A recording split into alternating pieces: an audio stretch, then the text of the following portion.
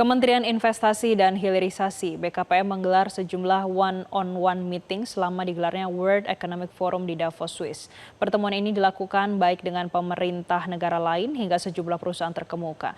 Dan berikut wawancara Marcelina Tumundo dengan Menteri Investasi dan Hilirisasi, Kepala BKPM dan CEO Danantara, Rosan Roslani di Davos, Swiss.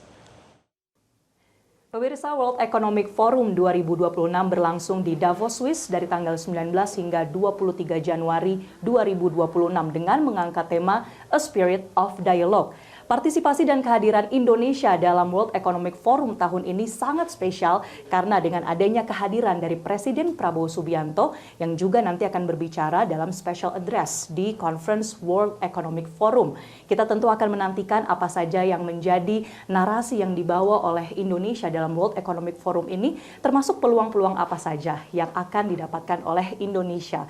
Dan untuk membahas selengkapnya, baik terkait World Economic Forum maupun peran Indonesia dengan menghadirkan Indonesia Pavilion, saya akan berbincang langsung bersama dengan Menteri Investasi dan Hilirisasi, Kepala BKPM dan CEO Danantara, Bapak Rosan Perkasa Roslani.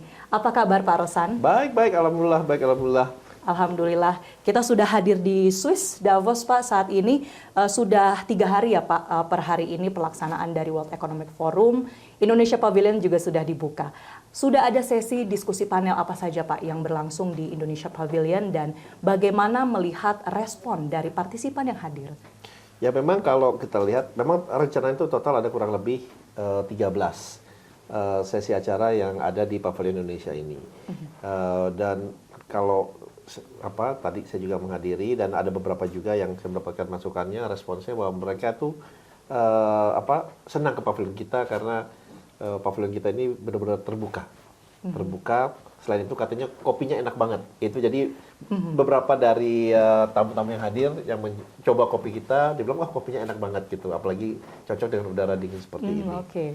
Tapi ya memang kita menampilkan beberapa hal baik yang ditampilkan oleh dari pemerintah, dunia usaha, Kadin dan yang lain-lain.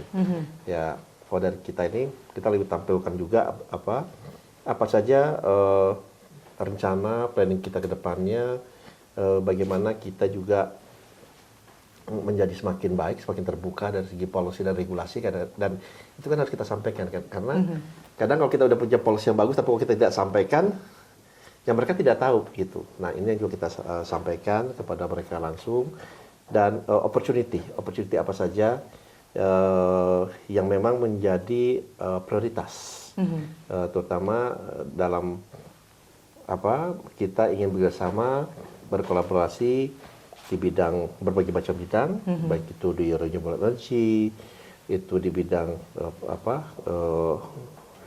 human capital, dan finance dan yang lain-lainnya. Jadi itu yang kita sampaikan dan responnya sangat positif ya. Dan memang kalau di Davos ini adalah the place for networking. Bisa ketemu dengan berbagai macam orang dari level presiden, prime minister, the captain of industry from all different global companies, dan ya kita mesti take that opportunity. Pak, kalau saya tadi melihat ada salah satu sesi di mana di Indonesia Pavilion ini hadir dari berbagai perusahaan big tech company seperti dari Nvidia, kemudian juga Microsoft, bahkan tadi ada BYD juga, atau mereka yang bergerak di bidang AI.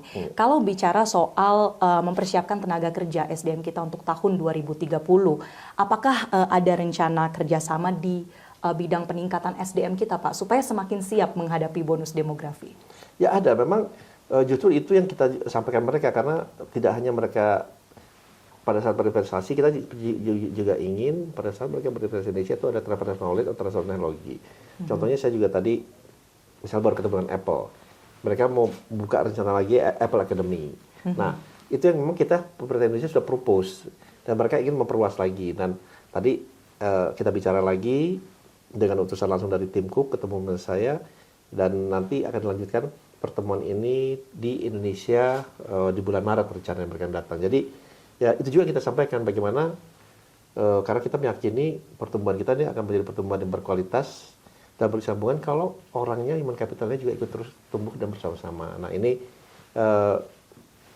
itu juga yang kita sampaikan, dan responnya positif karena mereka ingin memastikan juga bahwa pada saat mereka company-nya, manufacturing-nya udah mulai, pool of talent-nya tuh ada, siap gitu, siap kerja, siap pakai. Nah itu juga, jadi kita punya kepentingan yang sama gitu. Yep. Apalagi perusahaan dengan berbasis AI, ya mereka menginginkan SDM-nya siap nggak gitu. Nah kita bilang ya SDM kan pasti ada jangka waktunya pada saat mereka baru bangun, dan selama jangka waktu 2 atau 3 tahun itu kita persiapkan pool of talent kita yang tentunya tidak hanya untuk proyek itu, tapi untuk proyek-proyek AI secara keseluruhan. Jadi dan mereka lihat ya Indonesia very interesting karena kita ya again kita terus meningkatkan iklim investasi kita. Bosan Perkasa Ruslani, terima kasih atas waktunya. Dan pemirsa, demikianlah perjumpaan kita untuk saat ini dari Swiss, Marcelina Tumundo dan Anwar Triwibowo untuk Metro TV. Terima kasih Pak Menteri. Terima kasih. Thank you. Jelajahi cara baru mendapatkan informasi. Download Metro TV Extend sekarang.